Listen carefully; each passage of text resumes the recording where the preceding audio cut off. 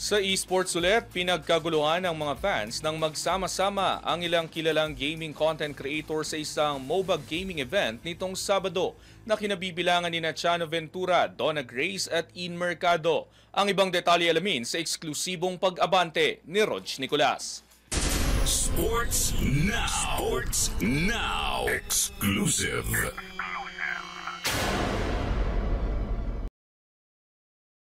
Nagtipon-tipon ang ilang kilalang personalidad online sa isang MOBA gaming event na ginanap nitong Sabado sa Gateway Mall sa Cubao, Quezon City.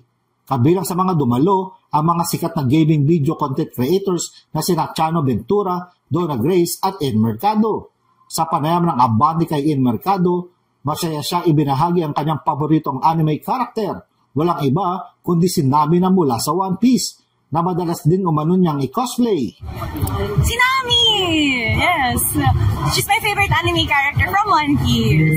May mahigit 1 milyong followers sa Facebook. Nagbigay rin si Mercado ng payo para sa mga kabataang nangangarap maging content creator. Aniya, mahalagang unahin at pagtuunan muna ng pansin ang pag-aaral habang unti-unting binubuo ang karera sa mundo ng internet. Oh, guys, keep it up, pero balance your time always.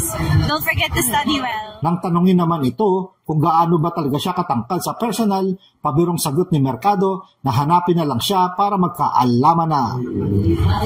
Ayun, punta kayo dito. Natin ko sino mas matangkad. Ako si Rog Nicolas, Abante Sports, now na.